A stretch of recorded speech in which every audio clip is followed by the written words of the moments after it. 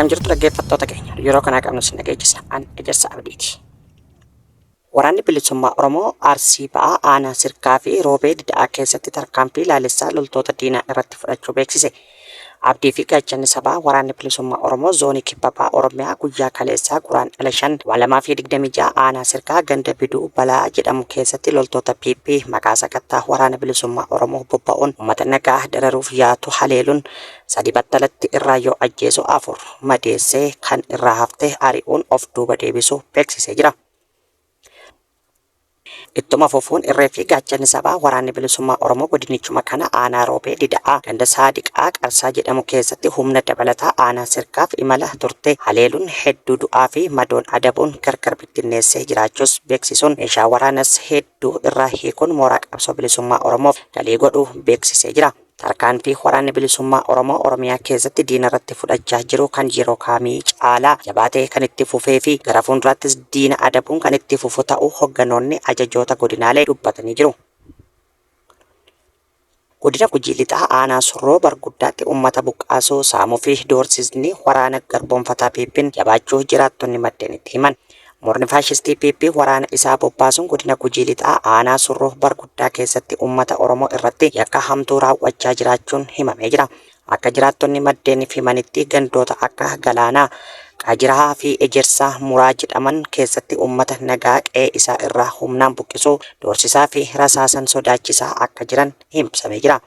Bifuma kanaan Guraandhala 5/2026 aanaa Surroo Barguddaa ganda Galaana Mexxarrii iddoo addaa Urrubaa jedhamutti waraanni mootummaa PP uummata nagaa qe'ee isaa irraa buqqisuun gara magaalaa akka seenu dirqisiisaa ture. Namoota didan irratti rasaasa itti dhukaasuun meeshaa mana keessaa osoo hin fudhatin harka duwwaa qe'ee isaanii irraa buqqisuu isaanii himanii jiru. Akkasumas aanaa kana keessatti gandoota Sororroo Malkaa Jawwee fi Sororroo Odaa jedhaman keessatti maqaa kaffaltii gibiraa waggaa 2 jedhuun namoota dhuunfaa irraa qarshii 7,000 haga 10,000 ta'uu dirqamaan saamuu akka itti fufan dabaluun addeessanii jiru. Dhimma gibiraatiin wal qabatee Finfinnee News Network akka odeeffatetti godinaalee Oromiyaa mara keessatti maqaa gibiraatiin mootummaan hanga qarshii 20,000 humnaan kaffalchiisaa kan jiruu fi warra kaffaluu dadhabe mana hidhaatti guuraa akka jiru hawaasa garaagaraarraa mirkaneeffatee jira. Hanqinni bishaan dhugaatii godinaalee Oromiyaa hedduu keessatti muddateen uummatarraan miidhaa geessisuun beekame. Harargee Lixaa aanaa Bookee magaalaa Bookee xiqqoo keessatti rakkoon bishaan dhugaatii qulqulluu hammaachuun jireenya hawaasaa irratti dhiibbaa hamaa fi gaaga'ama fayyaa geessisaa jiraachuu jiraattonni magaalattii iyyannoo isaanii miidiyaatti himan. Hawaasni magaalattii bishaan qulqulluu dhabuun tajaajila bishaanii bu'uura malee rakkachaa jiraachuu maddeeniif himanii jiru.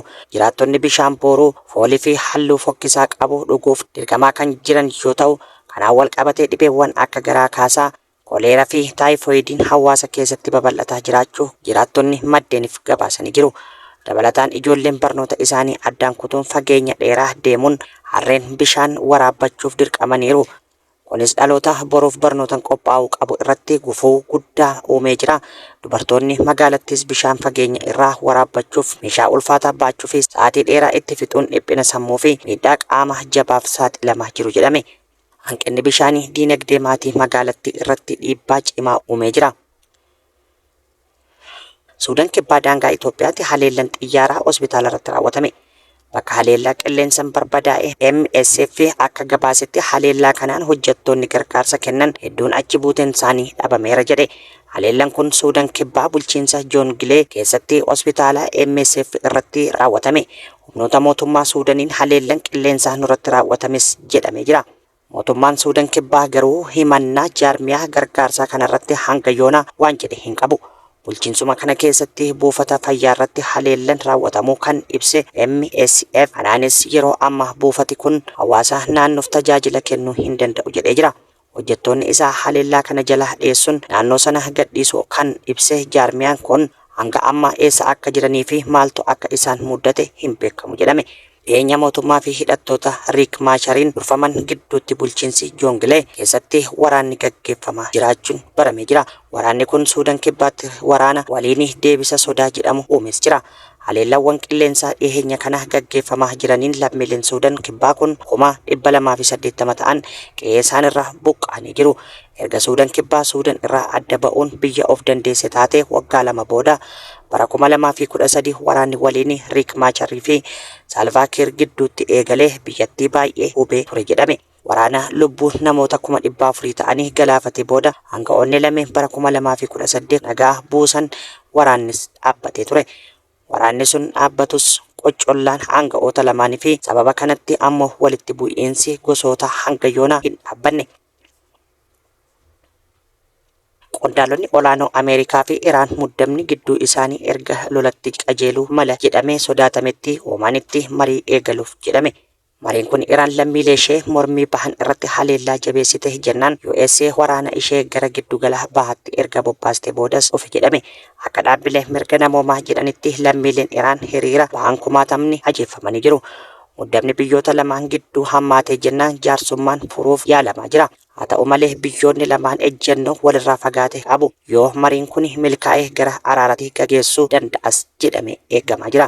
Iraan gabbisa niikulara ishee akka dhaabdu akkasumas yuuraaniyeemii gabbistee akka balleessitu Ameerikaan ni barbaaddi. Paalaastik Iraan deeggarsa biyyattiin hidhattootaaf gootu akkasumas akkaataa lammiilee ishee qabachuu qabdu akka dabalatu USA'n ni barbaaddi. Mariin teellanas dhimma misaa'elii paalaastikii Iraan deeggarsa biyyattiin hidhattootaaf gootu akkasumas akkaataa lammiilee ishee qabachuu qabdu akka dabalatus USA ni barbaaddi.